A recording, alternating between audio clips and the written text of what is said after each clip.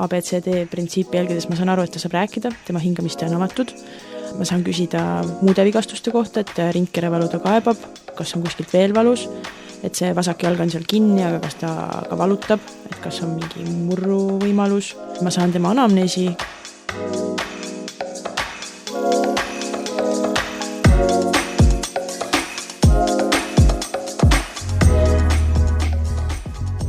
Tere tulemast kuulama Deltakutse podcasti.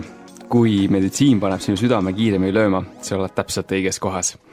Minu nimi on doktor Karl-Oliver Tomson ja täna lähme koos ühele põnevale kiirabikutsele. Alustame sündmuskohalt, pakume patsiendile abi, liigume edasi EMO-sse ning kui võimalik, heidame pilguga sellele, mis haiglas edasi saab. Et väljakutseid kindlamalt lahendada, on meie brigaadis alati oma ala tipptegijad. Ja mul on suur rõõm tänast kiirabibrigaadi tutvustada. Meie brigaadis on siis veel 2 inimest. Esimene on siis doktor Karmen Veerme, kes on Põhja-Eesti Regionaalhaigla erakorralise meditsiini arst ning samuti on ta ka randevuarst Tallinna kiirabis. Tere ka minu poolt. Ja teine külaline on meil Kristin Nurk, kes on õde brigaadijuht PERH-i kiirabis. Tere! Suur rõõm, et siin olete ja täna me oleme siis meil alati on traditsioon, et me oleme alati erinevas kiirabibaasis. Nii et kuna meil külalised on Tallinnast, siis me oleme ka Tallinnale lähemal ja me oleme siis Türi kiirabibaasis. Võib-olla me kohe, enne kui me siis ütleme päris selle teemaga edasi lähme, võib-olla teeks täna ühe niisuguse kiirvooru. Ehk siis, Karmen, et kui sa oled EMO-arst, aga kui sa ei oleks EMO-arst, siis mis erialarst sa oleksid? Ma arvan, et kui ma ei oleks EMO-arst, siis ma oleks ortopeed. Hea valik. Kristin, kuidas sa üldse jõudsid õe erialani? Oi, see on selline hea lugu, väga idülliline, nagu õe sisseastumiskatsetel ütlen, tahan inimesi aidata. Et tegelikult ei olnud. Ma hakkasin käima kooli ajal esmaabivõistlustel. Kooliõde õpetas meid ja siis me käisime võistlemas ja väga tore oli ja siis mul juba tekkis siuke seeme, et äkki võiks. Ja siis gümnaasiumi lõpp hakkas lähenema ja eks ma siis mõtlesin, et kas õde või arst ja mul oli vanaema väga raskelt haige, mul oli väga palju haiglas temaga koos ja siis ma vaatasin, kes mida teeb ja otsustasin, et ma tahan õeks saada. Ja siin ma nüüd olen 10 aastat sellest otsusest, siiani ei ole kahetsenud. Väga lahe. Kus sa, muidu Kristin tunneksid, et kui sa ei oleks läinud, sa oleks valinud seda õe eriala, et kus sa siis oleksid? Üldse õe eriala? Või ma tahaks pagarikoda avada ja siis ma tahaks niisuguste nagu toredate asjadega, niisuguste soojade ja pehmete ja mõnnade asjadega tegeleda, nagu mingi raamatupoe pidamine või ongi kohvi krissu juures, et niisugused, mis nagu annavad hingele niisugust soojust ja paid ja elamisele niisugust aeglust juurde. Väga lahe, nii et natukene erinev kiirabitööst. Väga erinev, see ongi see, ma arvan, et see ongi see ajend. Nii et võib-olla siis siit kuulsite esimesena, et kui võib-olla kunagi saab siis Krissu pagarikodas siis süüa osta. Karmen, kuidas sa EMO erialani jõudsid teie, et kuidas see juhtus? See on ka niisugune natuke idülliline lugu, et minu kursus 6. kursusel oli esimene, kes siis tegi kogu aasta praktikat. Ja mul sattus niimoodi, et EMO-tsükkel sattus sinna viimaseks ja ma olin juba täiesti endast väljas, et mis minust saab, ükski asi nagu piisavalt palju ei meeldi. Ja see esimene päev EMO-s oli väga põnev, väga palju haigeid oli selline klassikaline ühe tuntud EMO-arsti valve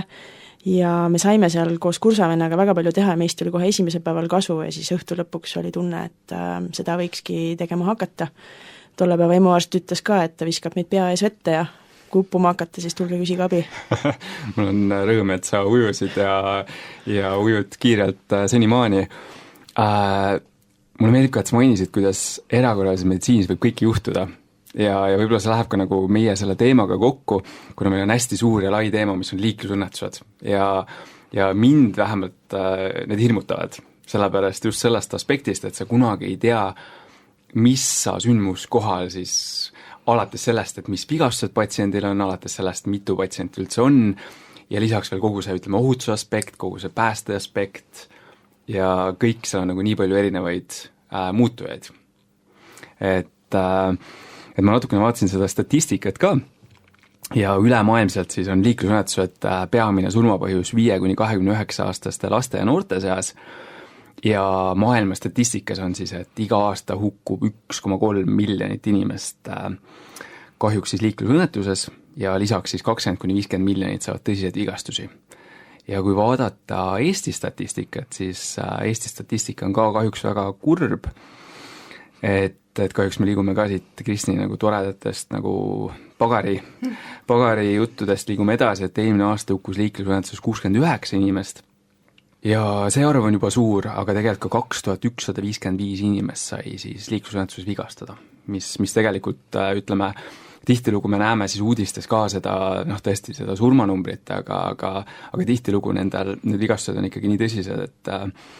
et nendega siis kaasneb mingisugune ikkagi elukvaliteedi langus. Ja mis veel võib-olla, miks see nagu nii oluline ka, ütleme, see haiglaline tapp on, ja me jõuame kindlasti ka haiglaetappi, aga et enam kui 2/3 siis traumast tingitud surmajuhtumitest leiab aset enne haiglasse jõudmist. Et meil on, ütleme, see traumahaigete käsitlus on aastate jooksul kindlasti paremaks läinud, aga see haigla, kuna lihtsalt nii palju enne haiglasse jõudmist surevad, et proovime siis vaadata, et kui palju me siis seal teha saame selle siis juhtumi lahendamisel. Et tõesti, et seal on hästi niisuguseid ka palju kiiresti surmavaid seisundid, nagu näiteks südametamponad, mille puhul on siis eelhaigla suremus kuni 90%. Nii, aga nüüd selle natukene sünge sissejuhatuse taustal. Me oleme siis Türi kiirabibaasis ja on hiline kevadõhtu. Natukene juba väljas on pime, vihm trummeldab vastu kiirabibaasi akneid, kui raadiojaamas kostub häire.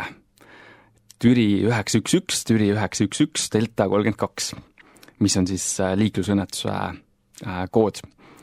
Ja me saame esimese info, et on toimunud 2 sõiduki kokkupõrge Paide ja Türi vahelisel maanteel. Esialgsetel andmetel on 1 kannatanu autos kinni.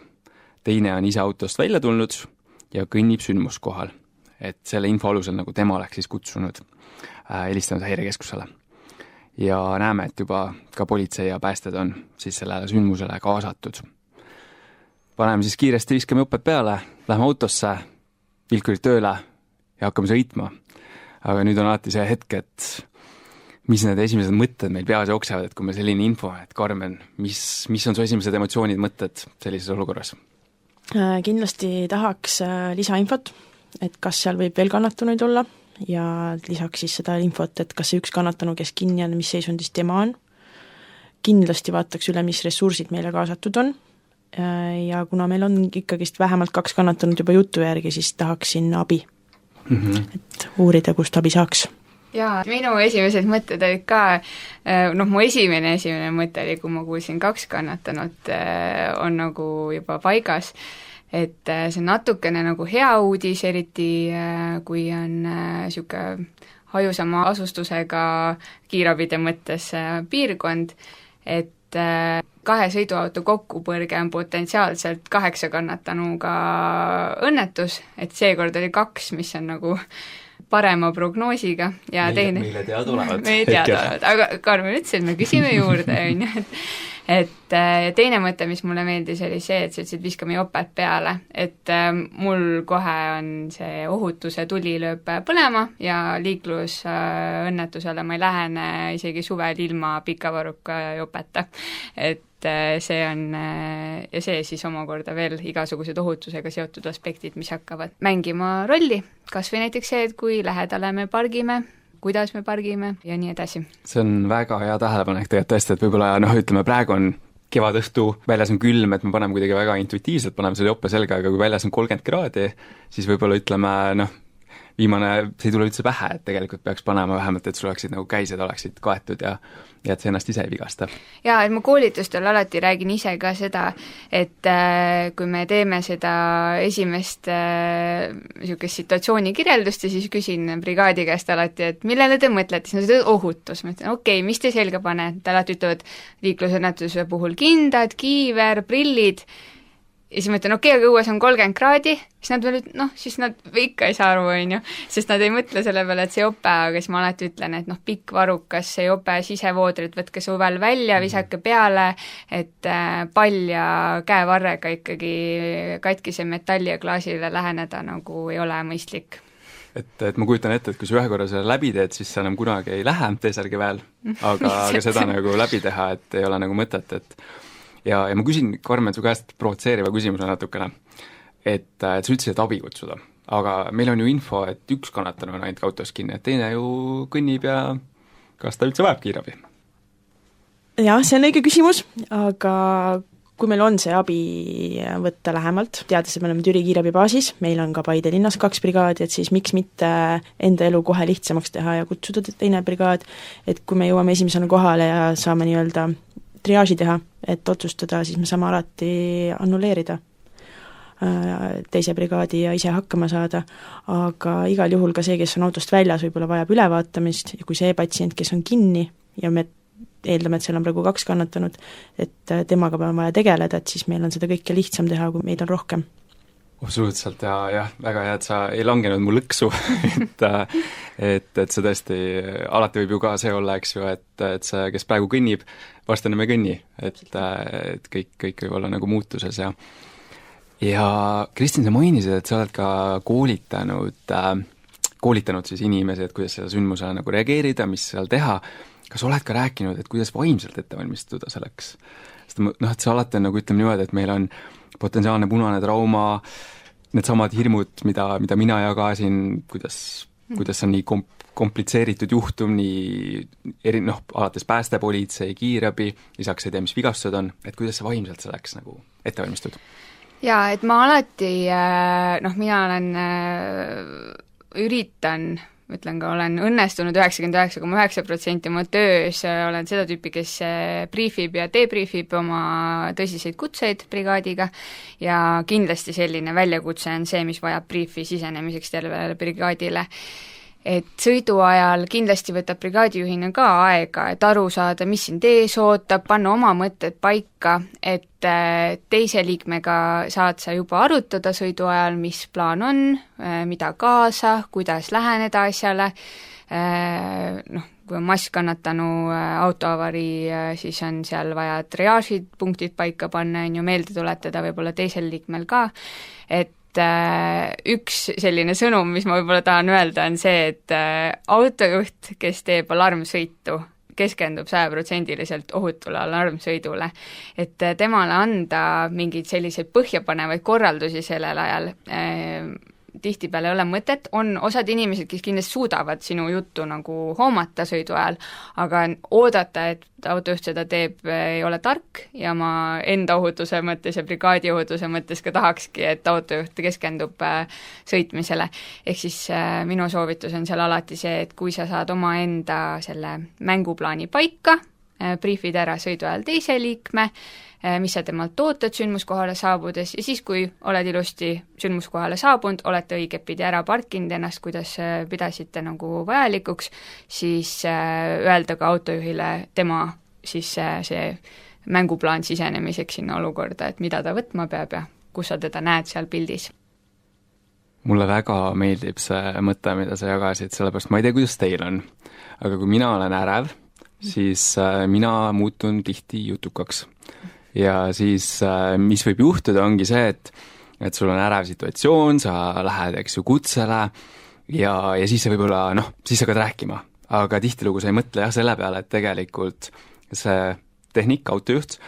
antud hetkel siis see on tema jaoks väga stressirohke, loomulikult see oleneb ka, eks ju, mis need tingimused on,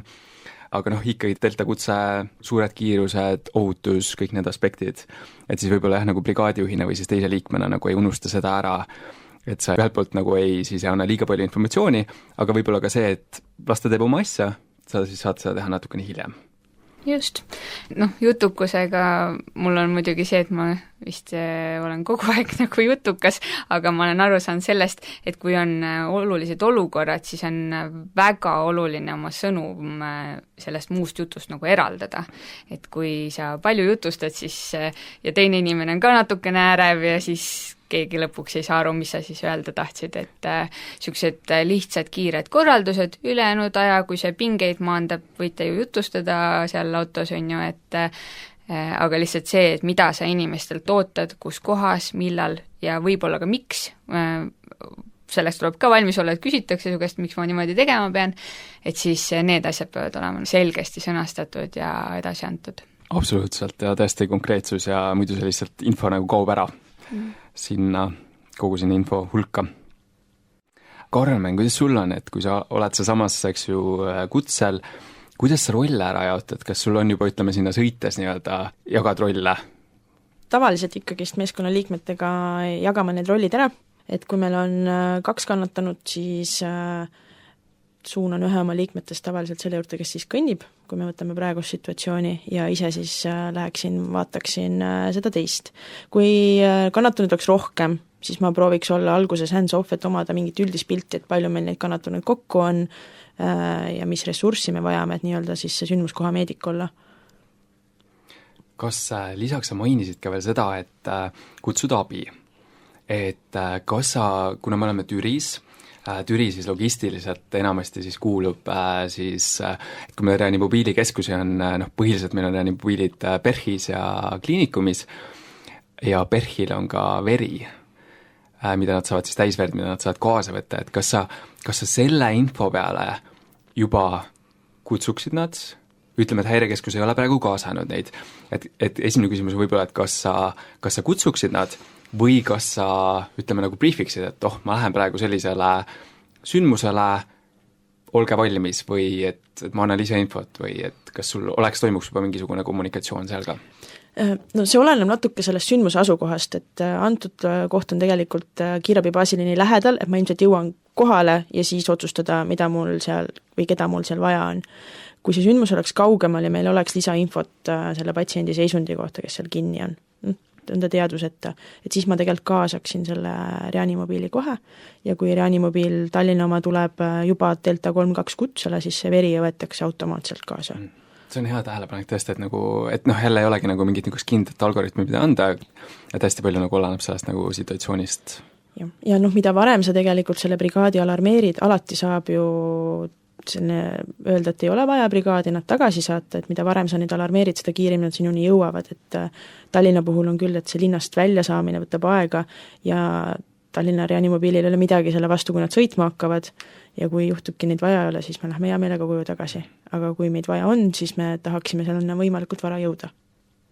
Õdebrigaadijuhina ütlen ka kindlasti või nagu julgustan seda reanimobiili alarmeerima pigem varem kui hiljem. Kui ma oleksin seal Türi baasis ilma teieta istuksin, siis ma kindlasti nagu õe seisukohast, ma tean, et mul on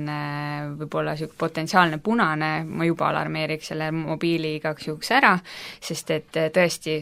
nagu Karmen ütles, me oleme lähedal, ma jõuan sinna 5-10 minutit, ma hindan, et ei ole vaja, see mobiil tõesti,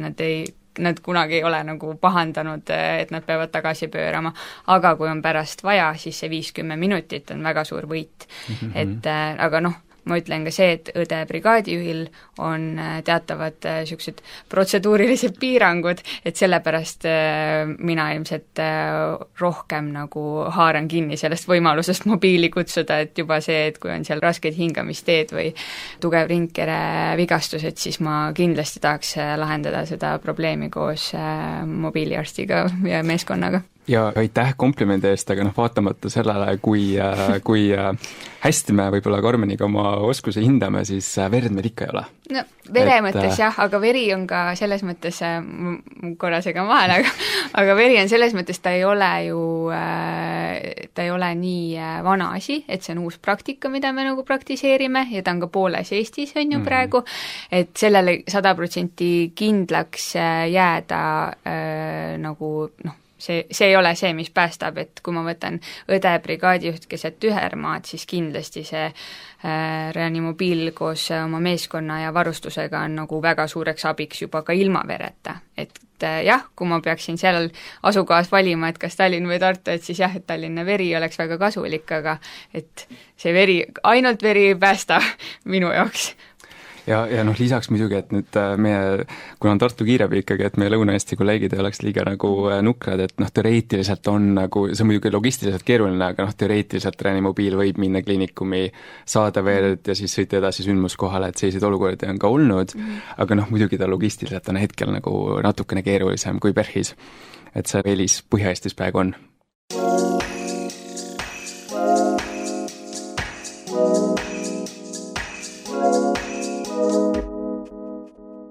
Nii, me jõuame esimesena sündmuskohale ning kahjuks päästet ja politseid veel ei ole. Kohale jõudes avaneb pimeduses dramaatiline vaatepilt, kus siis 2 sõiduauto rusud on laiali üle tee, ühe auto esiosa on teise ukse sisse surutud. Tänavavalgustus on kehv, kuid me näeme, et üks autojuht, umbes 40-aastane mees, seisab tee ääres ja hoiab oma paremat kätt, tehes grimasse valu tõttu. Nüüd me oleme jõudnud sinna sündmuskohale ja esimene küsimus on, et kuhu siis tehnika võiks parkida, et kuhu parkida? Karmen, kas ma olen esimest päeva nüüd tehnik, ma ei ole kunagi liiklusõnnetustes käinud, ma küsin Karmen su käest, et mis ma nüüd peaks tegema? Kõigepealt me peaksime parkima ohutusse kaugusesse, arvestama sellega, et äkki seal võib midagi plahvatada, et me ise viga ei saaks ja parkida siis niimoodi, et need autod, kes meilt nagu siis tagantpoolt tulevad, et nii-öelda takistada nende liikumist, et me ise ei satuks uude õnnetusse. Et see oleneb nüüd täpselt sellest situatsioonist seal koha peal, et see on natukene selline, tahaks öelda loominguline, aga peab olukorda nagu arvestama, et kuidas need autod, nad võib olla lennanud sinna vastassuunavööndisse üleüldse, nad või pruugi olla niimoodi standardselt, et sõitsid Paide suunas ja seal liiklus Paide poole, et seal on see kokkupõrge toimunud. Tõenäoliselt on kogu see sõidutee haaratud sellest liiklusest, et tasuks siis ikkagist jätta sinna ühele poole teed või siis kuidagi kergelt keset teed, et ja jätta vilkurid tööle, et teised näeksid, et seal toimub midagi. Mulle väga meeldib see, et tõesti nagu panna see tee kinni, et vältida siis, ütleme, et see on nii palju nagu ohutuse aspekte, eks ju, et kõigepealt on ohus, eks ju, need, kes loomulikult sinna õnnetusse sattusid, et nad ei satuks uuesti õnnetusse ja ohus oleme ka meie, et kui me sinna, ütleme, liigume siis sinna õnnetuspaika, et keegi taganttulijatest siis ei tule ja ei sõida meile otsa. Me peame ka arvestama seda, et kui me oleme esimesel sündmuskohal, siis meile järgneb pääste oma väga-väga suure autoga, kes võib-olla tahab lähemale saada, ehk siis neil peab olema ka ruumi liikuda seal, et me peame natuke seda kõike nagu mõtlema. Jah, pigem kaugemale parkida, et teistele ka ruumi jätta, raami ja asjadega teha seal mõnikümmend meetrit sammu juurde, ei tee kiirabitöötajale liiga, aga parkimise ja kõige selle koha pealt ma olen täiesti nõus, et see sõidusuuna kinniparkimine on enda ohutuse mõttes hea manööver. Olen kuulnud vanemate kiirabitehnikute kolleegide käes ka seda, et nad tavaliselt mõtlevad, et jätta küljeuks sündmuskoha poole, et kui asju tuua, siis on mugav küljeuksest sündmuskoha poole välja käia, et sa jookse ümber auto ja siis ka see, et kui raami välja võtad, siis see suund, et pinnas oleks hea, et raami saaks liigutada ja siis see, et see oleks ka ohutu, et kui sa näiteks pargid oma sõidusuuna kinni, aga raami väljavõtmine või auto taga otse vastassuunda, et sealt sulle keegi otsa ei sõidaks. Ja kuna me oleme esimesed sündmuskoha, siis kindlasti jätame ka vilkurid tööle, et kõik teaksid, et meie kiirabi mõistes juhime praegu sündmust. Lisaks ka ohutuse aspekt, et tõesti, et kui meil natuke hämar olukord juba on ja võib-olla veel lisada siia juurde, et ka kindlasti see oleneb ka, et kes on õnnetusse sattunud. Ütleme niimoodi, et praegu meil on, eks ju, 2 sõiduauto kokkupõrge, aga näiteks kui oleks üks nendest siis veoauto, millel on siis see oranž ohtliku veose märk, et siis nõue on, et vähemalt 50 meetrit. Ja siis on nagu see, et siis sa ei lähe lähemale, eks ju, et olenemata, mis seal toimub, et kui on ohtlik veos, siis on ohtlik veos. Karmen, me oleme nüüd parkinud ohutusse kohta, vilkurid töötavad, me vaatame, et see oleks, ütleme, et me saaksime selle liiklusõnnetuse siis autoga ära blokeerida. Me läheme autost välja ja siis meil on meeled. Kas me ninaga saame mingid punaseid lippe ära tunda? Ikka, me saame tunda, kas on mingisugust kütuselõhna, bensiinilõhna, diislilõhna, võib-olla me tunneme kuskilt juba mingit suitsulõhna, et see kohe peaks meid alarmeerima, et siin ei ole ohutu, et siin võib kohe midagi põlema minna. me kindlasti kuuleme midagi ja ka näeme, kas me näeme tossu tulemas kuskilt kapoti alt ja see on ka info, mida me peaks hästi ruttu siis päästele edastama. Et siis nad teavad, millega juba tegu on. Ja mina isiklikult läheks siis juba natuke kaugemale. Et kui need punased lipud on olemas, siis läheks ikkagi nagu ohutuse kaugusesse. Mis me selle 40-aastase mehega teeme, kes seal... Tema ju kõnnib, tema kutsume endaga kaasa. Ja proovime siis tema käest saada nii palju lisainfot kui võimalik on, et võib-olla häirekeskus on temaga juba rääkinud, ta teab, kes seal teises autos on, et ta on teda otsa vaadanud, võib-olla ütleb, et see inimene teadvusel, võib-olla me saame ka hõigata sellele, kes seal teises autos on. Ja siis vaatame, mis info me sealt saame. Üks asi, mida ma enne unustasin küsida, võib-olla niimoodi, et meie podcasti kuulab ka keegi, kes ei ole nagu otseselt tervishoiutöötaja, aga kes võib-olla lihtsalt tunneb huvi, mis see liiklusõnnetus on ja kuidas kiirabi seda lahendab. Kas on midagi, kui tavainimene satub liiklusõnnetusse ja ta suudab sealt autost välja tulla, temaga on hästi, aga keegi on hädas. Et mis sõnumi võiks tavainimesele anda, et või kas ta lähtub ka nendest samadest, ütleme, printsiipidest, millest meie tegelikult räägime praegu siin ohutuse aspektist? No eks oleneb ju selle inimese emotsionaalsest seisundist, et kas ta on võimeline üldse aitama, on ju. Mõni ei suuda midagi teha, mõni on väga asjalik, seda võiks isegi häirekeskus ju juhendada, et võib-olla ta saabki minna selle kannatanud auto juurde, seda sama, kas ta näeb seal suitsu, tunneb mingit lõhna, seda infot edastada ja küsida kannatanult, kuidas tal on. Võib-olla ta saab aidata väljastpoolt ukse lahti teha, kui see on võimalik. Ja mina lisaks selle niisuguse nagu vundamendi juurde tagasi tuleku, et hea kõne häirekeskusesse maksab kiirabile väga palju. Ehk siis kui tavainimene oskab teha niisuguse informatiivse kõne, täpselt see, et mitu inimest autos, rohkem ei olnud inimesi, minu autos ei olnud rohkem inimesi, seda sa ju oskad kindlalt öelda, on ju, millised, mis värvi autod, mis, kas või see, et sinu asukoht täpsustada, mis suunal, nagu doktor Verme ütles ka, et kõik lekked, kõik sellised asjad tavainimene suudab ära öelda, et niisugune hea kõne maksab väga palju kiirabi jaoks, et anda palju informatsiooni edasi ja adekvaatset informatsiooni. Ja alati, kui inimesed julgevad esmaabi anda ja siis seda kannatanut aidata, siis ma üritan ka oma töös väga palju kiita neid inimesi, kui ma jõuan sündmuskohal seda teha või siis lasen häirekeskusel tagasi helistada, et tõesti, mõnikord on sündmuskohal niimoodi, et sa tunned, et sellest inimesest ongi olnud sinu jaoks väga palju kasu ja selliseid hetki tuleb väga tunnustada, et julgustada ka suuremat üldsust ja avalikkust seda tegema. See on väga, väga hea, mulle väga meeldib see mõte ja tõesti, et annab ka nagu seda enesekindlust järgmises olukorras või siis, ja see sõnum kindlasti levib edasi ka, et see sama inimene, kes aitas, räägib seda edasi ja see niisugune võib tekkida dominoefekt,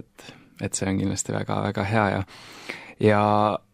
me oleme siis seal väljas, kasutame siis oma haistmismeelt, oma silmi, me ninaga mingit imelikku lõhna ei tunne, silmaga me õlilaike, bensiinilaike, midagi sellist ei näe. Kas, Kristin, kuidas ütleme selle stabiilsusega on, et kui me näeme neid kahte autot, need on mõlemad, ütleme, tõsiselt kannatada saanud selle õnnetuse tagajärjel, et kuidas see auto stabiilsus mängib rolli meie käsitluses? Jaa, et üks asi, et me ei näe neid lekkeid ja lahtist lekki on ju, aga see, et milline see auto kere on või millised klaasid näiteks katki on, kus kohas klaasikillud asuvad, et tihtipeale on see, et tahaks kohe hüppata sinna patsiendi juurde ja siis sa hüppad oma riidest põlvedega sinna kõrvalistuja kohale, mis on klaasikilde täis, et see ei ole väga jätkusvõtlik abi andmine. Et natuke kriitiliselt hinnata, kuidas sa saad kõige optimaalsemalt sellele patsiendile lähedale ja kindlasti ebastabiilne või kõikuv autovrakk ei ole see koht, kuhu sa peaksid sisse kiirabitöötajana nagu ronima. Et see nõuab kindlasti seda, et kui me räägime lihtsamast sellisest olukorrast, mingi väiksem maakivi ja auto tõesti kõigub natukene, et kiirabitehnik kindlasti leiab ka tavakiirabiauto varustusest stopper neid pakke, mida panna sinna ette, et nii palju saab nagu stabiliseerida juba ennem, aga kui auto ikkagi on näiteks külje peal, kuidagi muud moodi väga ohtlikult kraavipervel, siis tuleb ikkagi pääste ära oodata, enne kui sa ise sinna sisened,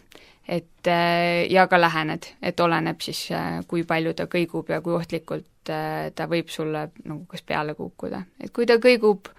nii palju, et sa saad auto ukse juurde nagu läbi akna rääkida patsiendiga, siis on seda mõistlik teha ja teda maha rahustada, aga kui auto on ikkagi täiesti külje peal ja võib sulle pähe lennata, siis jällegi tuleb päästet oodata. Me oleme hästi palju siin podcastis rääkinud ohutusest, aga võib-olla mõnes mõttes nagu sellises olukorras see ohutus on eriti aktuaalne, et kui näiteks on tulekahju, siis tervishoiutöötajaga väga nagu tajub seda riski või seda ohtu, eks ju, et sinna majja sisse ei lähe. Kuum, halb, õhku ei ole, ma jään välja, ootan päästa ära. Aga kui on tõesti liiklusõnnetus, siis see kiusatus nagu, või ütleme see, isegi mitte kiusatus, aga see tung, see soov inimest aidata on nii suur, et see võib, ütleme, kergesti pimestada. Et mul on tunne, et see võib. Jah, ma olen täiesti nõus, ma olen ise olnud ühe korra sellisel sündmuskohal, kus ma pärast vaatasin neid samu Delfi pilte ja mõtlesin, et ma oleksin ilmselt võinud seda natukene teistmoodi lahendada brigaadijuhina. Et õnneks otsest ohtu ei olnud, aga nagu ikkagi oleks saanud natuke paremini. Et kindlasti sa sellel hetkel, eriti kui on niisugune õhtune aeg, pime hämar, siis need tuled sähvivad, autotuled paistavad silma, siis sa lähed sinna kohale, kõik küsivad, ütlevad, aidake mind, et see kindlasti see psühholoogiline faktor on seal juures, et mis see auto ära ei ole, astun sinna juurde või istun kõrvalistmele, aga tegelikult on see väga oluline. Ja toon ka välja selle ohu, et endiselt patsiendid, kes on, me ei tea, et miks avarii juhtus, on ju, et patsiendi teadusseisund on võib-olla hägustunud juba enne avariid, on ta näiteks mõnes joobes või on mõni terviserike teda nagu tabanud, ta võib olla potentsiaalselt sulle ohtlik, et kui sa nüüd võtad selle, et sa ronid sinna klaasikildudega autosse ja siis see patsient veel on sulle ohtlik, siis seega ei ole nagu parim lahendus sellele asjale. Et tasub lihtsalt õnnelik olla, et me Eestis elame, kus igal teisel inimesel ei ole relvaluba, et autosalongis relva oleks, sest mina olen näiteks olnud sündmuskohal, kus keskkonsoolis oli käsitulirelv, et jällegi ronitakse sündmuskohal peabpidi autosse, et rääkida patsiendiga ja siis vaadatakse, et et tegelikult on niisugune olukord, et see on väga-väga hea tähelepanek jah, et selle peale tõesti üldse ei tule, see on 2 väga head tähelepanekut oli, et ühelt poolt, et see võib, eks ju, õnnetus võib olla üldse nii-öelda nagu sekundaarne, et seal patsient võib saada südamelihase infarkti ja seetõttu teelt välja sõita ja või tõesti mingisuguse ajukatastroofi ja siis me otsime mingit suurt sisemist vigastust sellest õnnetusest, aga tegelikult eelnevalt oli, eks ju, mingisugune ajukatastroof. Ja teine aspekt on muidugi see tulirelvad, et eks paratamatult meie julgeoleku keskkond on ka selline, et tulirelvade nagu levik pigem on suurem kui väiksem või suureneb, et selle peale kindlasti ka mõelda, et võib-olla tõesti, et ronid sinna või ütleme, lähed näiteks auto taha ja siis taga uksest sisse ja siis pärast tegelikult on sul midagi siis väga nagu ohtlikku seal ees nii ootamas. Ja üks asi, kui veel ohutusest rääkida veel, enne kui me edasi lähme, siis mida kindlasti nagu tahaks mainida, on elektriautod. Et see on niisugune uus tava, et neid on rohkem teedel ja neid on aina rohkem teedel, aga tegelikult elektriautol on siis 2 väga suurt ohtu, et põhimõtteliselt võib olla niimoodi, et terve elektriauto on kõrge pinge laengu all ja seda autot katsudes on võimalik saada surmava elektrilaengu. Ja teine suur oht on muidugi see, kuidas nad põlevad, et nad võivad põleda päevi ja põlevad väga suurel ja kõrgel kuumusel. Ja see on ka muidugi päästetele väga suur väljakutse ja väga keeruline, ehk siis kui sa tunned ära, et õnnetus on osanud elektriauto, siis mina ütleks pigem, et oota päästa ära enda ohutuse aspektist. Ma ei tea, kuidas teie tunnete elektriautode teemal? Ma olen täiesti nõus, et tasub päästa ära oodata. Neil on spetsiaalne varustus ja oskus ja teadmine, et kuidas sealt kannatunu kätte saada. Ilmselgelt ka täiesti nõus. Võib-olla siis seda siis veel ka mõelda, et kui vaadata, et kas on ohtlik veos, kas on elektriauto ja sellist nagu infot on võimalik enne siis välja uurida. Küsimused, Karmen, kui seal on niisugune väike tulekahju, mis me siis teeme? Kas me siis, kui päästet ei ole veel, kas me võime võtta tulekustuti ja minna ise? Mina selles olukorras, et kui see kannatunu on sealt kätte saadav kuidagi minu võimalustega, siis üks minu meeskonnaliikmetest võiks proovida seda tulekustutiga ja me püüame ta kätte saada, aga me peaksime ikkagist väga enda ohutusel mõtlema seda riski hindama seal, sest kui see auto põlema läheb, siis see meie väike tulekustuti väga palju abi temast ei ole, et ta kogu seda tulekahjut ilmselt ära ei kustuta. Aga küsimus ongi, et mis on see väike tulekahju, ma arvan, et kui keegi meist näeb autol juba leeki, siis me hindame seda riski väga suureks. Meil ei ole ka spetsiaalset riietust, päästel on ju riietus, mis on tulekindel, kuumakindel, et nad saavad nagu selle kannatanu sealt võib-olla kätte. Ja põhimõtteliselt see võimalus on olemas, eks ju, et seda võib-olla mitte unustada, et pulbertulekustuti on olemas ja saab ka nagu ütleme ise sekkuda. Võib-olla lihtsalt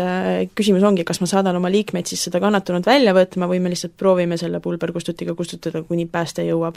See on jälle see tunnetuse küsimus, kuidas iga inimene oma riskitaluvust ja oskusi ja julgust nagu sellel hetkel hindab. Ja mulle väga meeldis ka, Kristin, me enne podcasti arutasime, et kui oluline on tunda oma meeskonda. Et sa kunagi ei tea nagu tõesti, et mis olukorda sa satud, aga sul on võimalik selles mõttes nagu eelnevalt siis oma brigaadiga tutvuda, isegi kui võib-olla sa valvad nendega esimest korda, et mis on see, ütleme, see erinevate liikmete siis pädevus, oskused, teadmised,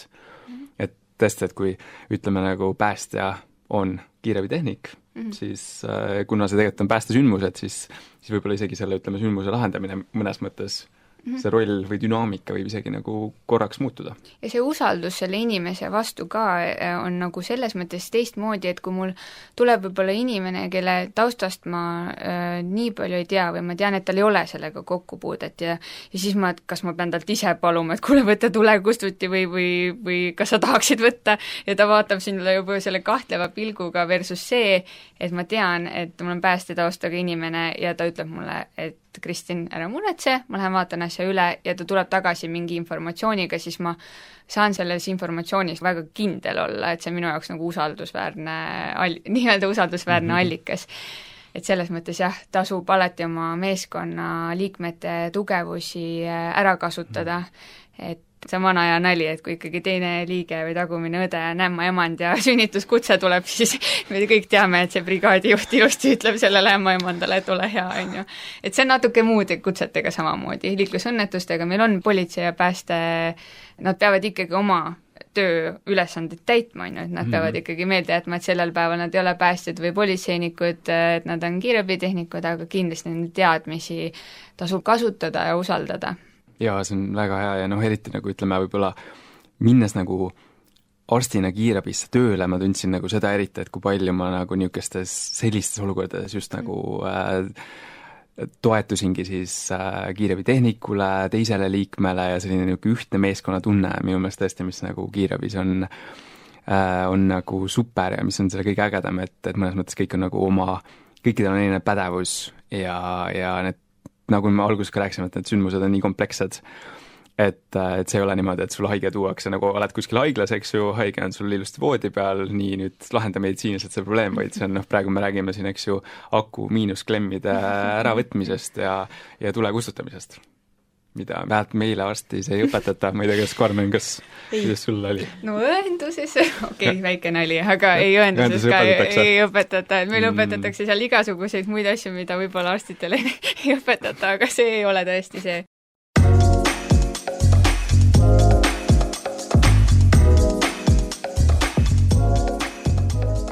Nii, kiire kokkuvõte võib-olla ohutuse mõttes, me mingit ebaloomulikke lõhnu ei tundnud, me visuaalselt ei näinud midagi, me näeme, et need autod on mõlemad siis ikkagi tee peal stabiilselt, ükski ei ole kraavis, kuidagi väga, ütleme, ei ole niisugust, et sellist ohtu vähemalt ei paista. Nagu sa mainisid, siis tehnika on kiiresti väikse tule juba vahepeal ära kustutanud, samal ajal kui me siin räägime, aku miinusklemm on ära võetud ja me näeme, et teise auto sees on keskealine naine, kes on juhiistmel kinni. Tema turvapadi on lahti läinud,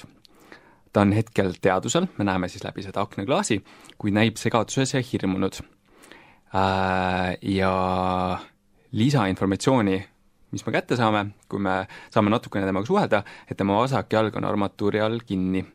ning ta kaevab siis tugevat valuringt käres. Mis, Karmen, nüüd kui me nagu ütleme, oleme seal sündmuskohal lähedal, et meie meedikuna oleme siis nii-öelda patsiendile juba lähedamal, mis mõtted sul praegu on? No kui ma temaga juba rääkida saan, siis ma juba ABCD printsiipi jälgides ma saan aru, et ta saab rääkida, tema hingamiste on avatud, ma saan küsida muude vigastuste kohta, et rindkerevalu ta kaebab, kas on kuskilt veel valus, et see vasak jalg on seal kinni, aga kas ta ka valutab, et kas on mingi murru võimalus, ma saan tema anamneesi küsida nii kaua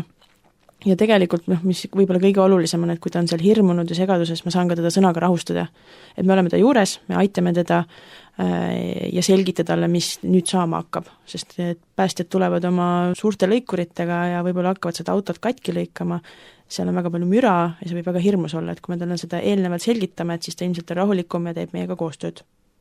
Ja mis me enne ka arutasime, et olles nagu olnud, me vist oleme kõik olnud selles nii-öelda koolituse raames, siis seal autos, samal ajal kui päästjad ümbert pillereid läbi lõikavad ja katust eemaldavad, et see on väga ebameeldiv positsioon, kus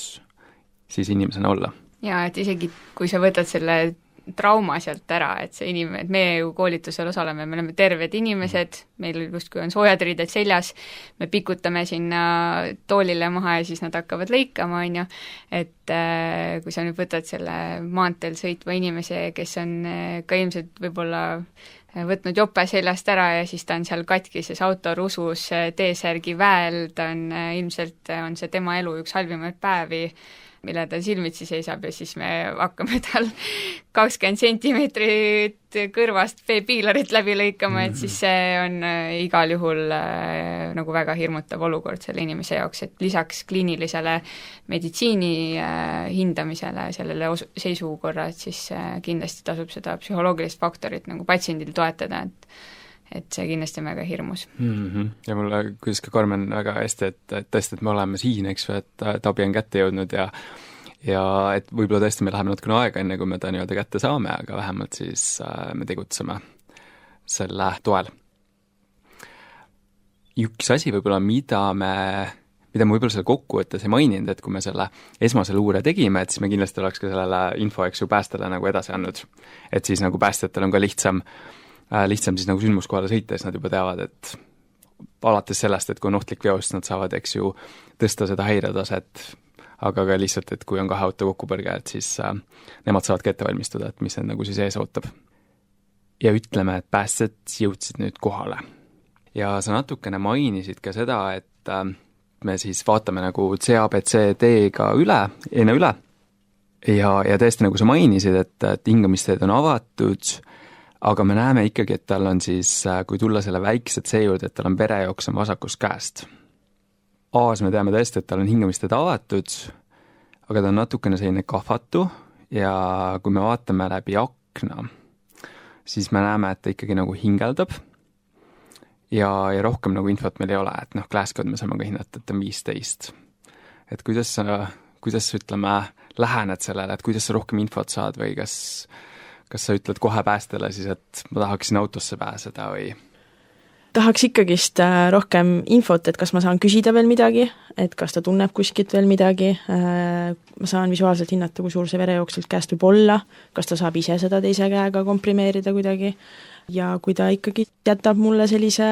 raskes seisundis patsiendi mulje, siis ma küsiks päästjalt, kas ma saan teiselt poolt siseneda autosse näiteks, saan pulssi katsuda. Et see inimene võib hingeldada ka valust mõnikord, et võib-olla ta on lihtsalt kuskilt nii valus, et ta vajaks valuravi ja kui auto on meie jaoks ohutu ja meedik saab sinna siseneda, siis see on asi, mida me saame pakkuda, kuni patsienti valmistatakse ette vabastamiseks. Ja nagu sa mainisid ka, et koostöö kindlasti päästega, eks ju, et mõnes mõttes on nagu ka ongi päästesündmus selleks hetkeks, et siis olla selline niisugune koordineerida koos nendega. Tulles nüüd üldse siis nagu võttes nagu teemaks siis selle patsiendi vabastamise avariilisest sõidukist, ütleme niimoodi, et ta saab ilusti praegu seda käeverejooksu saab siis ilusti komprimeerida, sealt midagi rohkem ei tule, ta on selles mõttes sõnaliselt saab aru, täidab korraldusi ja sellega on nagu selles mõttes hästi, et nüüd meil on siis patsiendi siis vabastamise etapp, et siin on ka hästi palju siis nagu erinevaid et see on suhteliselt keeruline maailm. Et mis võib-olla, Karmen, mis olukorras sa tahaksid seda patsienti siis võimalikult kiiresti välja saada? Võimalikult kiiresti tahaks kindlasti siis, kui patsient kas oleks teaduseta või kaotaks minu juuresolekul koheselt teaduse, et siis tahaks ikka nii ruttu kui võimalik ta sealt kätte saada. Kui meil on väga tõsine kahtlus lülisamba traumale, aga patsient on nagu hemodünaamiliselt stabiilne ja mul on temaga nagu selles mõttes natukene aega, et siis me saame nagu säästlikumalt toimetada, aga arvestades meie asukohta, kus me oleme seal Türil, siis ma tahaks seda kokkuvõttes ikkagist väga-väga ruttu kätte saada, et saada liikuma traumakeskuse poole, mis on niikuinii 40 minuti kaugusel. Et mida rohkem me seal nagu aega kulutame sündmuskohal, seda hiljem jõuab see haiglasse, kust saab teda kõige rohkem aidata. Et mis kokkuvõte võib-olla olekski, et meedik tahab alati oma haigeni väga ruttu jõuda. Ja siin on see selles mõttes nagu õigustatud, et ikkagi, et kuidas meil meedikuna me arvame, et me hindame väga hästi nagu haige raskust, aga tegelikult seal võib olla nii palju peidetud muresi, probleeme, aktiivseid verejookse, mida me lihtsalt ei suuda hinnata, siis isegi nagu patsiendi, ütleme isegi kui me pääseksin autosse ta kõrvale, eks. Täpselt nii. Ja mis mulle hästi meeldis, kui me siis valmistusime ette selleks podcastiks, et siis 2024 tuli siis UK-st tuli välja konsensusdokument ja mis oli just siis haige siis, ütleme, või patsiendi vabastamisest siis avariilisest sõidukist või siis nagu inglise keeles, nagu neile meeldib öelda, siis ekstrikatsioon, mis on eesti keeles niisugune väga, eks me siis näeme, võib-olla kui 5 aasta pärast seda podcasti kuulatakse, et kas see ekstrikatsioon, kas see sõna on lendu läinud või ei ole, võib-olla peaks sinna saatma sinna uue eesti keele sõna konkursile selle või siis leidma mingi parema sõna ekstrikatsiooni asemel. Nii et siis saab üleskutse teha, et kes mõtleb hea sõna ekstrikatsioonile. Hea kuulaja, meil on hädasti vaja eesti keelde ekstrikatsiooni asemel paremat sõna. See on seesama, mida me enne arutasime, et kuidas inglise keeles on igal pool resuscitation, et kuidas siis nagu resuscitatsioon ei kõla väga hästi. Ja hea sõna, mida stressiolukorras mitu korda järjest öelda. Et 2 sõna siis, millel võiks olla eestikeelne vastand. Aga seal on väga hästi siis toodud välja ja natukene seal on väike niisugune paradigma muutus, et just, et kuidas liikumise minimeerimise kontseptsioonis lähem uurimine toob esile tegelikult järgmised kaalutlused, et esiteks absoluutne liikumise minimiseerimine võtab aega. Aga mida kauem kestab kannatanu vabastamine, seda kauem jääb patsient lõksu ning vigastuse ja kliinilise sekkumise vaheline ajavahemik pikeneb. Ja kui tegemist on kriitilise vigastusega, võib see põhjustada siis suuremat suremust ja suurendada haigestumist, et hästi palju on scoop and run, on igal pool nagu meil nii-öelda aktiivselt kasutusse läinud, aga sama tegelikult ka see, et me ei jätaks nagu patsiente liiga pikalt siis nagu autosse. Ja teiseks, tegelikult on senini on ebaselge, et kui tõhusad on praegused vabastamistehnikad just siis liikumise minimeerimise saavutamisel. Ja mida ikkagi nagu soovitatakse, on kindlasti siis, eks ju, et patsient tuleb võimalusel, kui vähegi võimalik, et tuleks ise sealt autost välja. Et siis ta suudab nagu hoida ennast võimalikult stabiilsena. Ja seal on ka hästi head nagu niisugused abivahendid, et siis seesama ekstrikatsiooni otsustamise töövahend, et kui ta saab ise välja tulla, et siis võiks kasutada sellist uus step-out algoritmi. Et ma arvan, et me paneme võib-olla selle algoritmi sinna konspekti. Ma ei tea, kas me jõuame, vist läheb liiga pikaks, kui me hakkaks seda siin nagu väga põhjalikult läbi arutama. See on kindlasti selline asi, millega võiks tutvuda ja just see, et patsient, kui ta ise saab välja tulla, et siis mõnikord kardetakse seda, sest et see häirekeskuse sõnum on ka see, et kui keegi on kuskil, siis ärge liigutage teda, on ju. Ja siis tuleb kiirabi ja ütleb, et kui sa saad ise välja tulla, siis tule. Et see on niisugune, võib-olla võib alguses saada natuke nagu tehmatanud vastuga ja et aga siis lihtsalt, et see on üks võimalus, mida kasutada. Ma pean selle ikkagi läbi käima, et ma ei saa jätta selle niisuguse cliffhangeri siin, et tõesti selles konsensusdokumendis ka väga siis soovitatakse isegi nagu, et seda teeks pääste, seda teeks politsei, et nagu võimestada nagu ütleme selle ikkagi kasutamist. Ja mis see uus step out on siis algoritm, et kus U on siis, see nüüd tuleb tänane emakeelepäev, aga see on nüüd kõik inglise keeles, U on siis understand, see on siis see, et patsient saaks aru, et ta täidab korraldusi, et nagu me veendusime, eks ju, et ta ütleme, komprimeerib ise oma vasakut käehaava ja ta mõistab, kas või palu, et ta näiteks sulle, et pöidlaga või ükskõik mida. S on support ja see on siis ka see, mida me siis, et me toetame teda, et me anname talle infot, mis see plaan on, mis see mõte on. T, tugev T on siis dry moving, ehk siis siin on see küsimus, et kas patsient saab oma jalgu liigutada. Ehk siis, et kui ta ühte jalga ei saa liigutada või on kuidagi kinni jäänud, et siis ta ei saa ise välja tulla, et ka jälle väga loogiline. E on egress, mis tähendab seda, et uks on lahti, et ta pääseb välja. B on plan, see on siis, et mis on ka tegelikult väga oluline, et kuhu patsient edasi läheb. Et ta astub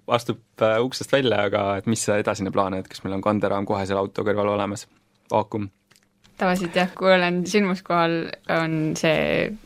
patsient juba ise välja tulnud, et täna meil ka ju üks patsient juba jalutab ju sündmuskohal, et kui nüüd tahaks talle täiskäsitlust teha, siis on alati see, et juba teeme kiirabi auto ukse lahti, nad hüppavad autosse sisse, istuvad raami peale maha ja siis üks hetk on see, et oi, aga tahaks ikkagi võib-olla vaakumit ja võib-olla tahaks veel seda ja siis on nagu see, et jälle palud nagu kas tõused püsti või kuidas sa nüüd manööverdad selle patsiendiga, et see on väga hea, et et see plan seal lõpus on, mis toob välja selle, et pane kõik asjad ennem valmis, üksteise peale nagu burgeri, saiad ja pihvid ja siis see patsient heidab sinna peale stabiilselt ja sealt edasi nagu on igasugune oht nagu minimeeritud selle võrra. Aga sealt tuleb mu küsimus ka, sest ma olen nagu selle peale mõelnud ja Karmen, kuidas sa nagu käitud, eks ju, et meil üks patsient on, eks ju, tulnud välja, ta ise kõnnib, vaatasime üle, ei ole midagi eluohtlikku, hetkel ei paista, CABCD kõik on nagu normis, et mis me siis teeme, et tundub nagu natukene totter, et sa paned kanderaami valmis, sa paned talle vaagnalahase, paned talle kaelakrae, paned ta vaakumkraanul madratsisse ja siis patsient on, et kuulge, et mis ma tahan koju minna, et mis te nüüd meil pakkisite ära siia nagu burrito? No selle ise kõndiva patsiendiga, kes on sealt välja tulnud, me ju kindlasti hindame tema seisundit ja vigastusi, tema elulisi näitajaid ja tegelikult, kui tal ei olegi ühtegi vigastust ja tema elulised näitajad on normis ja ta on lihtsalt osalenud selles liiklusõnnetuses ja sealt pääsenud tervelt, siis teda ma ei paki sinna vaakumisse, et see ei ole näidustatud, meil on kindlad haiged teatud kriteeriumite järgi, kelle me siis käsitleme kui punase trauma haigeid. Ja mis need kriteeriumid on? Vigastuse iseloomust, kas me kahtlustame mingit ringkirevigastust, lülisambatraumat, suured toruluude murrud, samamoodi elulised näitajad, et on meil patsient kas hingeldab või pradub noes, teadvushäire, vererõhku ja ka pulsisagedust hindame selles osas. Ja ka traumamehhanism on oluline, et hetkel on meil tegu liiklusõnnetusega, siin me hindame pigem neid füsioloogilisi näitajaid ja vigastusi, aga ka näiteks kukkumine kõrgusest üle 5 meetri mehhanismi järgi, et kindlasti on punane haige, et me peaksime teda käsitlema kui punast traumat. Või siis, kui see liiklusõnnetuses osalenu on liiklusõnnetuse käigus autost välja lennanud, siis ta tõenäoliselt ei ole ka turvavarustusega kinnitatud olnud, et siis on ka tõenäoliselt eluohtlikke vigastusi, et me peame kõike seda arvesse võtma. Et kui haige osales liiklusõnnetuses, turvaväe oli kinni, sai ise autost välja, tuli autost välja, ühtegi muud kaebust ei ole, võib-olla ainult see parem käsi, millest ta kinni hoidis, et isoleeritud jäsemetrauma, et seda haiget sinna vaakumisse ei pane, et selle haige võib käsitleda elukoha järgses haiglas. Ja meil õnneks on teised kiirabibrigaadid ka tulekule, et siis me saame nagu, ja võib-olla siis politsei näiteks või keegi saab näiteks siis ka, kui nad ei ole väga muidugi oma tööga hõivatud, et saavad siis nagu ka meid aidata. Täpselt. Patsiendi jälgimise, selles mõttes mitte meditsiiniline jälgimine, aga üldseisundi jälgimine suudab politseinik kindlasti teha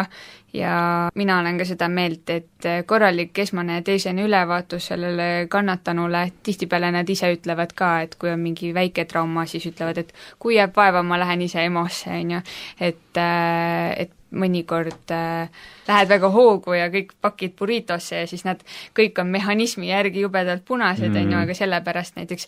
regionaalhaigla ka muutis oma punase trauma alarmi aktiviseerimise kriteeriumeid, sellepärast et järjest toodigi neid liiklusõnnetustes osalenud, kes kiirused olid suured, aga patsiendid nende burritode sees, nad olid mitte kannatanud põhimõtteliselt, et nad ei olnud isegi õnnalt vigastatud, nad ei olnud rohelised, on ju, et praegu meil on ilmselt üks vähemalt roheline, tal see käepiirkond valutab, on ju, aga jah, et ei tasu teda kindlasti alguses kohe kõrvale jätta, tuleb korralikult üle kontrollida, me hakkame teist patsienti välja lõikama ja ei ole sündmuskohal ilmselt 5 minutit, me oleme kauem, me saame korduvalt tema olukorda hinnata ja siis otsuse teha. Ja see on nagu hea näide, et kui ohutuks ka autod on läinud, eks, et enam nagu suurtele kiirustele ei saa iga nii palju. Ja see ise siis välja tulemine, et see viimane siis on aut ja aut on siis lihtsalt ongi, et paluda siis patsiendil siis autost välja tulla ja siis toetada teda vajadusel. Siin samal ajal, kui siis päästjad pillereid lõikavad, siis me saame õnneks edasi arutada veel, et siin konsensusdokumendis on ka, mis mulle väga meeldis, on see, et siin on toodud siis erinevad nagu situatsioonid. See on asi, mis on kindlasti nagu mind ka, ütleme, painanud, kui ma olen nagu selle olukorra peale mõelnud, et siin näiteks on küsimus, et kas patsiendi ise välja tulemine, kas see on sobilik, kui patsiendil on kaela- või seljavalu? No seda peab hindama, et kas on ka mingisugust neuroloogilist leidu, et kui tal on ikka mingi tundlikkuse häire kuskil või mingid surinad, siis me ilmselt oleme ettevaatlikumad ja võib-olla ei lase tal ise välja tulla, kuigi enamik traumat on lihtsalt toimunud juba, et see vigastus on juba juhtunud, aga kui ta lihtsalt seljavalu kaebab, käed-jalad liiguvad, ta tunneb neid, et ta ei saa võib-olla autost üle sellepärast, et see jalg on seal pedaali taga kinni ja patsient ise saab meie plaanist aru, et ta ise võimalikult ettevaatlikult liigutab, siis ma arvan, et me võiksime lasta tal ise välja tulla, sest me saame ta sealt kiiremini välja kindlasti. Ja kui ta see ise välja tuleb, siis ta ka saab vähem valu ilmselt, sest ta ise hoiab neid piirkondi, mis talle haiget teeb. Ta tunnetab oma keha kõige paremini.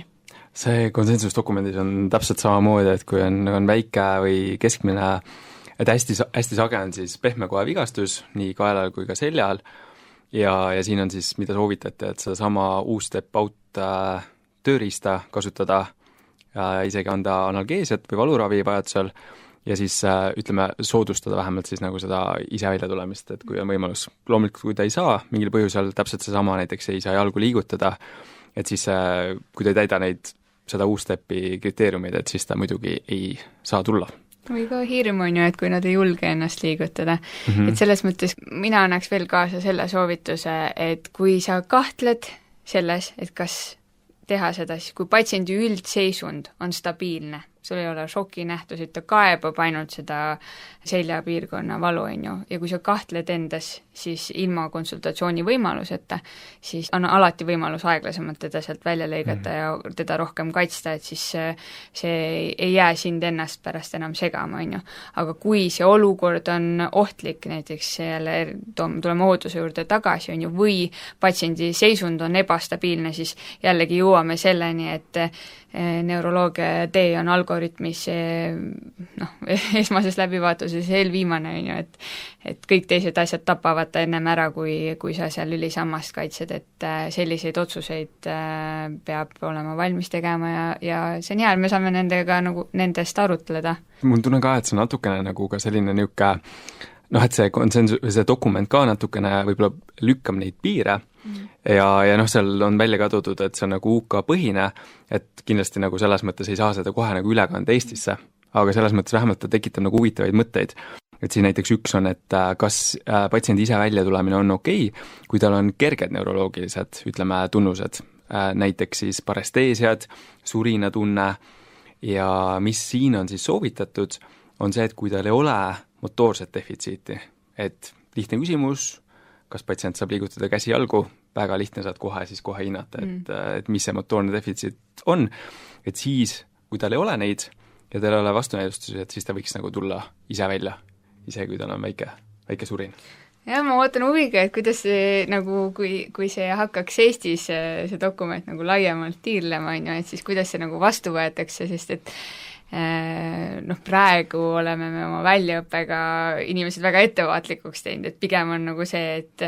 tahetakse küll scoop and run teha, aga et tihtipeale ikkagi nagu ikkagi lähed sinna, viid patsiendi haiglasse ja ikkagi vaadatakse, et kus on su vaakumid ja kus on su asjad ja siis, kui sa ütled, et nüüd lase tal ise sinna vaakumisse kõndida, siis sellel brigaadijuhil või meeskonnajuhil võib-olla natukene jooksevad nagu silmad risti, et kumba ta siis tegema peab, kas ta siis peab hoidma seda patsienti või mitte, on ju. See on väga põnev, et neid piire nagu kombatakse ja kindlasti, kui seal tulevad need täiendavad uuringud juurde ja mis ka teaduslikult tõestavad seda, et siis see on ju ainult hea, kui saab lihtsalt öelda, et tule autost välja. Jaa, siin selles mõttes on väga hea, et sa toonitad ja siin kindlasti peab ka seda mainima, eks ju, et alati ikkagi lähtuda nagu siis oma tööandja juhenditest või siis riiklikest juhenditest, et see on, ütleme, ka niisugune asi, mis muutub ja tõesti, mis nagu selle, ütleme, niisuguse patsiendi väljavõtmise probleem on seni olnud, on see, et on väga vähe ütleme, see on väga raske nagu teaduslikult uurida, ei saa teha nagu randomiseeritud kontrollitud uuringuid sellises olukorras ja väga vähe tegelikult teatakse nagu ütleme ka selle, et mis tõesti on selgroo minimaalse nagu liigutamise, et kui palju me reaalselt nagu saame seda kontrollida ja kui suur nagu efekt sellel on, et eks need asjad on nagu muutuses ja noh, kindlasti võib-olla üks hea näide on ka kaelakrae ja kogu selle, ütleme, võib-olla kasutamine, et jälle võib-olla igaks juhuks toonitada, et tähtis on ikkagi nagu see MILS nii-öelda või see manual inline stabilization on oluline, aga lihtsalt, et kas kaelakrae on selle jaoks kõige parem. See on nagu varasemates podcasti osades ka on ikkagi läbi käinud see, et meditsiinis me otsustame midagi, et kõik on kõige parem ja 10 aasta pärast me vaatame tagasi ja mõtleme, et oi, see oli küll naljanumber, on ju, et mingid arengud ka nagu ja mõnikord liigume veel tagasi ka mingitele asjadele. Ja et nagu ravimitega ka, et 10 aastat on kõige parem ravim ja siis 20 aastat jälle ei tohi üldse kasutada, et see on niisugune jällegi kaelakrae läheb ka sinna valdkonda ja eks neid erinevates koolkondades on nagu erinevaid arvamusi. Absoluutselt. Ja noh, tõesti, kuidas see käib nagu edasi-tagasi ja noh, eks võib-olla ongi, et lõppkokkuvõttes me kõigest kõike ei tea, aga saame siis nagu lähtuda ja minu meelest ise nagu välja tulemine on selles mõttes hea, et ta saab nagu ütleme, kui ta ise valu on see, mis teda piirab, eks ju, ja et siis ta nagu hoiab ennast nagu, või noh, see eeldus vähemalt on see, et ta suudab ennast kõige rohkem stabiilsena hoida ja meie ei suuda nagu seda niimoodi kunstlikult paremini pakkuda.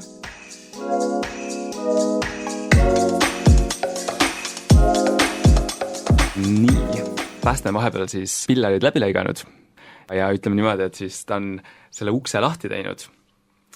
niimoodi, et me tegelikult näeme, et tal on siis, kui me teeme ja Karmen on seal kõrval ja me saame siis sellise info, et ta on umbes 50-ndates naine, ütleb, et ta on 54 ja tal oli siis verejooks vasakus käest, aga selle on saanud siis komprimeerimisega on see kinni jäänud. Aga me näeme, et tal see vasak käsi on deformeerunud ja lahtine luumurd. Samamoodi on tal vasak jalg on deformeerunud, tal on, kui tulla algoritmi juurde tagasi, A, hingamisteed avatud, B, ta hingeldab, ta on hüpnoes, tal on hingamissagedus 26 korda minutis, saturatsioon 92, aga tal on bilateraalne hingamiskahin auskultatsioonil. C, ta on hükardiline, 110 korda minutis, aga vererõhku hetkel hoiab 110-70. Kapilaartäituvus on alla 3 sekundi normis, aga kõhu katsumisel on siis pinges kõht. Tee juures Glasgow 15, mõõtsime kiiresti glükoosi, mis oli korras, temperatuur 35,1, ikkagi võttis pikemalt on aega võtnud ja tõesti me siis näeme, et vasak hüppeliiges on deformeerunud ja vasak käsi on deformeerunud ja kahtlustame, et mõlemal on lahtine luumurd. Karmen, mis su korraldused brigaadil on? Mis me teeme? No juba eelnevalt, enne kui pääste on oma töö lõpetanud, on meil see raam valmis, vaakumi peal on meil vaagna lahas, auto on meil soe, meil on uksed kinni olnud, auto on juba üles soojendatud ja nüüd ongi see küsimus, et kuidas me ta siis sealt kätte saame. Et oleks ainult käsi on lihtne, patsient saab oma haiget kätt ise hoida, ennast välja aidata sealt, jalaga on juba natuke keerulisem, et kui ta ikka jalale toetada ei saa ja seda liigutada ei saa, et siis patsient tõenäoliselt ise sealt välja ei tule, et siis me peame ta sealt välja saama. Arvestades seda, et ta hingeldab, kõht on ka valus, siis ma tahaks teda sealt ruttu kätte saada. Kuna ta on teadusel, siis ta ju tegelikult saab meile infot anda, et kas ta jalgu tunneb neid liigutada, võib-olla teist jalga saab, et me ei kahlusta mingit lülisambatraumat, et siis me tõenäoliselt võtaksime ta sealt ruttu välja. Kui meil on aega enne, et tal ilmselt on valus, et valuravi teha, siis ma anustaks valuravi. Sest pulssi ma saan randmelt katsuda, muid elulisi näitud saturatsioon on ka teada, lisahapnikuga alustaks, et ma ikkagist panustaks sellele, et võimalikult kiiresti ta sealt autost välja saada, arvestades ka meie asukohtu, kus me oleme, et me saaks juba minema hakata, sest me oleme seal päris kaua juba toimetanud temaga. Aga play and stay, paneme võib-olla pleuratreeni, paneme võib-olla stabiliseerime. Igasugune õdebrigaadijuht ütleb play and stay kohta, et ei soovi, aitäh. Ei, selles mõttes, et ma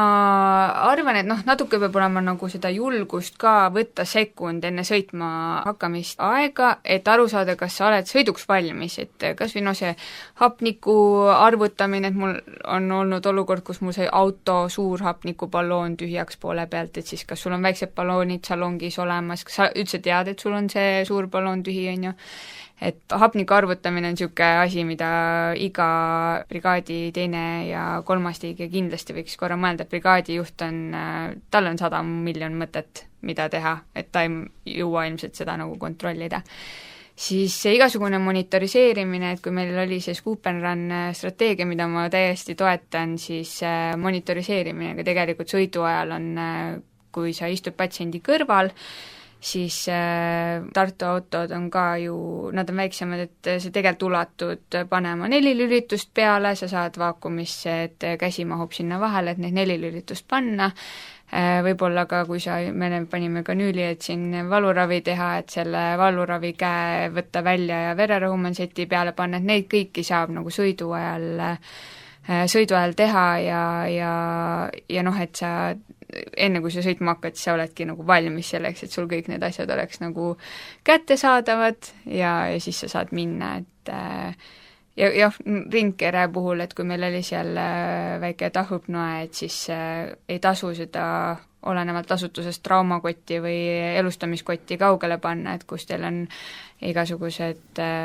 dekompressiooninõelad või kõik enda stetoskoop, et kui sa tahad uuesti auskulteerida, siis ei tasu seda ette armatuuri peale nagu visata, on ju, et neid asju saab ka mingil määral sõidu ajal teha, et aga siis need asjad peavad olema sul nagu olemas, et käeulatuses ka. Aga Karmen, kui sa nüüd vaatad seda patsienti, see vasak jalg on ikkagi kola. Seal on mingisugune valge terav asi paistab, on nagu luu, proovid katsuda pulssi,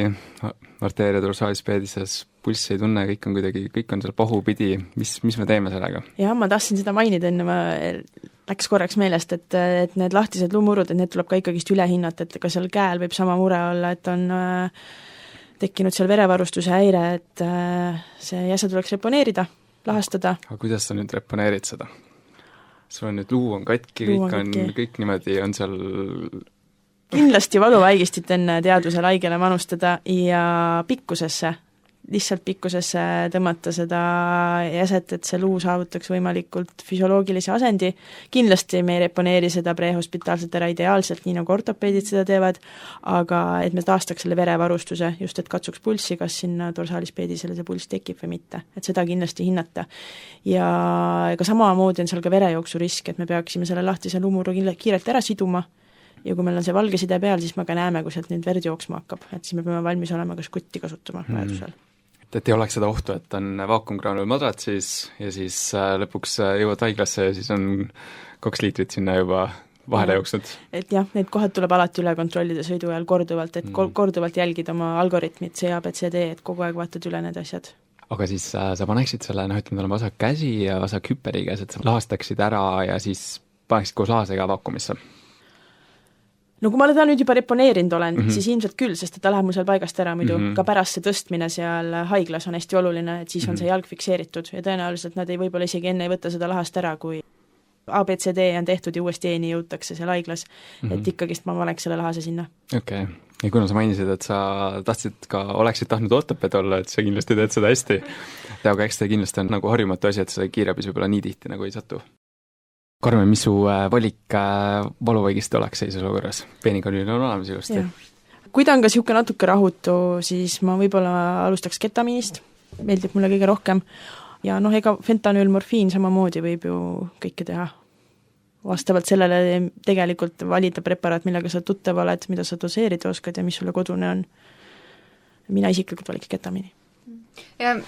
meil ketamiin on nagu õebrigaadides nii,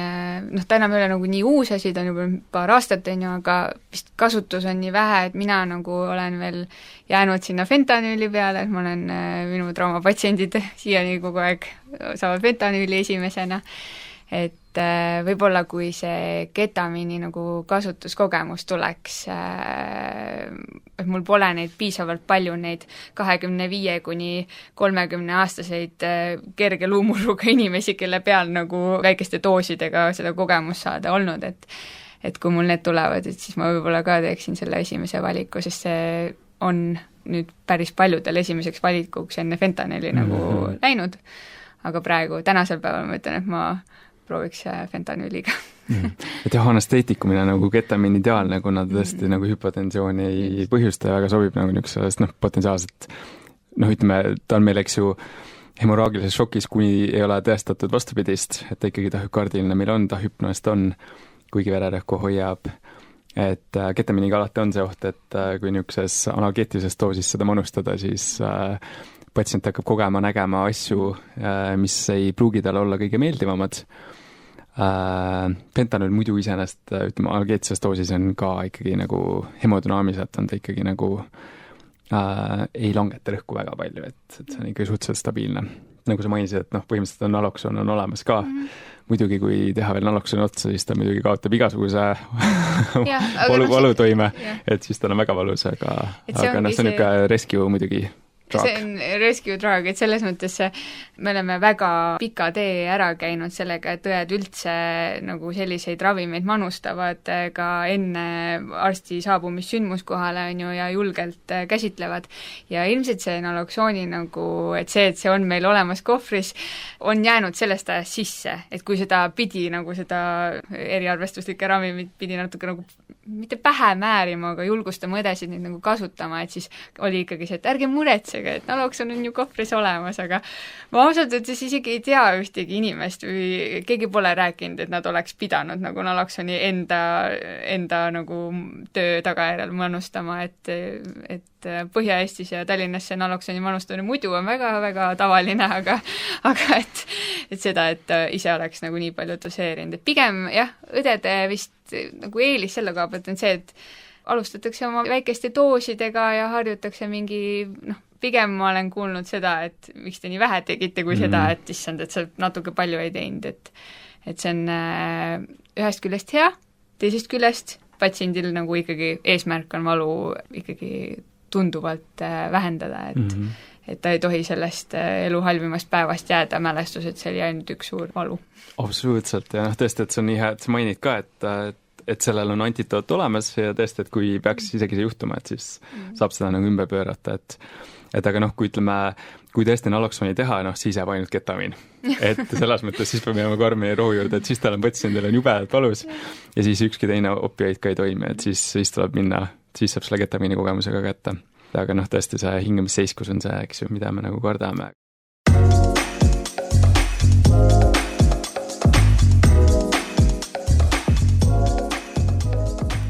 Nii, vahepeal me siis pakime ära haige, väga hea, et sa, Karmen, mainisid ka seda hoida auto soojas, eks ju, et nagu rääkides sellest surmavast triaadist, et mis on atsidoos, mida me otseselt praegu nagu ei saa mõõta, aga mida me kindlasti kahtlustame, siis koagulopaatia, hüübimishäired ja siis hüpotermia. Ja hüpotermia tegelikult on juba ju siis, kui on alla 36 ja siis juba veri ei hüübi hästi ja nagu üks kirurg mulle ütles, et kõik kirurgid teavad, et kui tahta verest käed puhtaks pesta, et siis tuleb kasutada külma vett, mitte sooja vett. Nii et me tahame hoida patsienti soojas. Ja me sõidame siis reanimobiilile vastu ja kuidas sa, Karmen,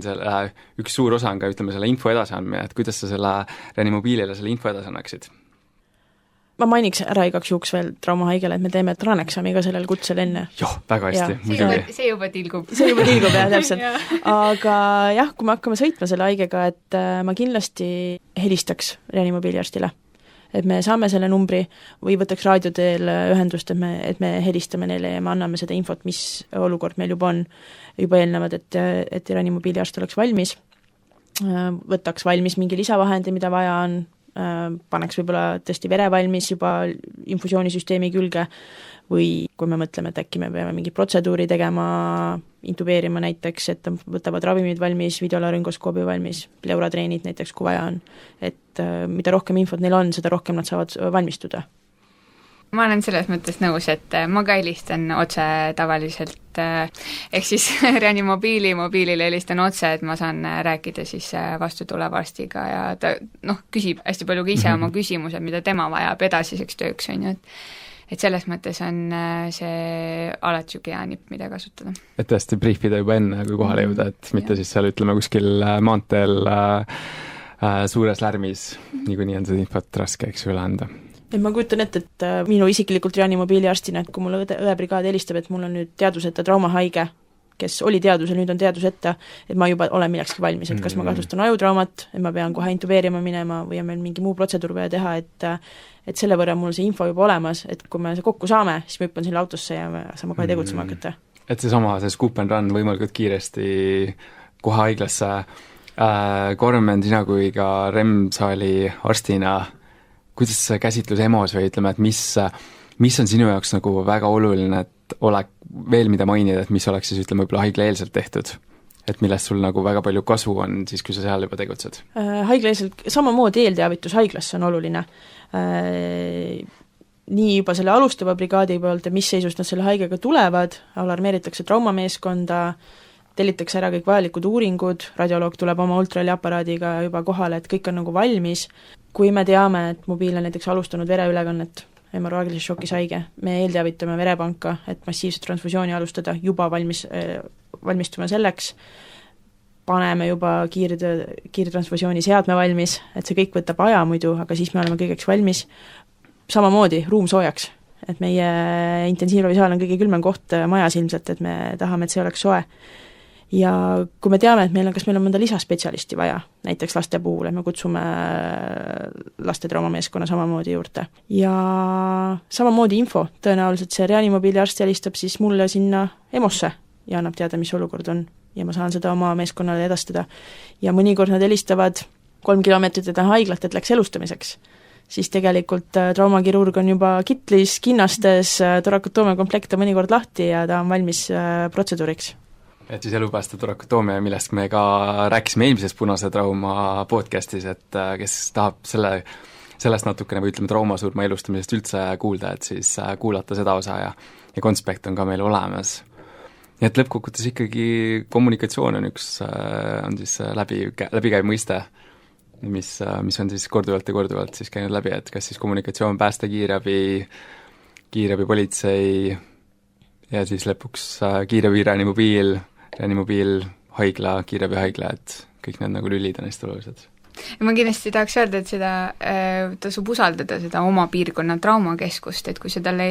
nagu annad selle eelteavituse ja annad võimalikult palju struktureeritud infot, on ju, siis see, mis sind seal vastu ootab pärast, on väga tore, et sa tunned, et sa oled ise andnud endast parimat, sa tunned, et sa annad patsiendi nagu parimasse hoolde, siis kõik spetsialistid on nagu valmis, et ma ütlen, ma olen Remsaali astunud ikkagi päris mitu korda ja mul on iga kord seal inimesed, kes on nagu valmis endast 100% nagu andma ja kõik teavad, mis nad teevad, et selles mõttes sa näed, et seda sinu tööd hinnatakse, sa hindad ka kolleegide tööd, et see on, kõik teevad midagi selle patsiendi nimel ja et tal oleks hea. Väga hästi ja ma arvan, et tõesti võib-olla kokkuvõttes võib-olla võtta, et mis kõige minu jaoks võib-olla 3 pidepunkti või 4 pidepunkti, et kindlasti liiklusõnnetusel, eriti niisuguses haiglaeelses etapis ohutus, mille peale kõigele mõelda, kui ei tea päris, siis ka kindlasti kiirabi välijuht on nõu ja jõuga toeks. Siis on ikkagi, ütleme, traumahaige käsitlusel on maailma tendents läheb ikkagi siis kiirema käsitluse poole, pigem scoop and run ja natuke arutasime ka sellest ekstrikatsioonist ja kuidas võib-olla see võiks ka kiiremaks minna, et pigem nagu liigub siis sinna suunas ja kommunikatsioon, et mida me saame teha ja loomulikult siis ka niisugused traneksaamhappe ja need raviaspektid. Karmen, kas sa kaltsiumit teeksid hemorraagilises šokis haigele prehospitaalselt? Kui mul seal autos on aega ja see ei pidurda minu sõitu mingil põhjusel, siis miks mitte, kui ma tal juba vereülekannet teen. Ekstra seisma ei jääks selle pärast. Okay. Hea vastus. Kas veel mingid kliinilisi pärle mõtteid, mida kaasa võtta sellest osast? Ma arvan, et ikka jälgid oma algoritmi, et kui oled hädas kuskil otsas või kiilud kinni, et siis CABCD kõige lihtsam otsast peale üle vaadata õige. Jah, selle vastu nagu ei saa, et asjad tapavad inimesi tähestiku järjekorras, seda me kõik teame, ja sealjuures ütlen ka, et kui teil on nendes taskutes oma need lamineeritud kaardid, kus on need algoritmid peal, läheb teil meelest ära, läheb meeskonnaliikmel meelest ära, siis ärge kartke kasutada oma abivahendeid, et üle kontrollida kas või oma tööd, kui te olete juba autos jõudnud ja sõidate, et midagi ei ole vahele jäänud. Et see algoritmi jälgimine, see lahendab väga palju probleeme ja aitab väga palju patsiendile kaasa. Et meie töö on nii laiahaardeline, et see on võimatu, et kõik on ideaalselt peas kogu aeg, et siis ongi nagu täitsa loomulik kasutada abivahendeid ja mitte ka väikest seed ära unustada, et kui on mingisugune katastroofiline verejooks, et siis kindlasti see kinni panna. Aga kindlasti siis me teeme ka konspekti sel teemal, et lisaks veel ühe abivahendina, mida saab kasutada, et ka seda siis võib-olla lasta siis vaadata üle ja seal toome kindlasti need olulisemad aspektid välja. Aga suur aitäh, et kuulasite tänast episoodi. Me kindlasti ootame teie mõtteid ja tagasisidet. See on hästi suur ja lai teema ja me saime siis kajastada ainult ühe väikse osa sellest. Aga kas selle käsitluse juures oleksite midagi teistmoodi teinud või mingeid veel nippe, trikke, et kindlasti kirjutage meile, et oleme erinevatel sotsiaalmeediakanalitel ja nii Instagramis kui Facebookis. Ja külastage ka meie veebilehte deltakutse.ee, kus saate siis lugeda meie teemade kohta kirjutatud konspekte. Teie tagasisidet on ka hästi tore alati olnud lugeda. Ja suur aitäh saatekülalistele, et võtsite selle aja ja tulite siin, lahendasite ühe väikse liiklusõnnetuse siin meil. Ja suur aitäh kutsumast! Aitäh kutsumast! Ja hea kuulaja, suur aitäh sulle ka ja kuulmiseni juba järgmisel korral!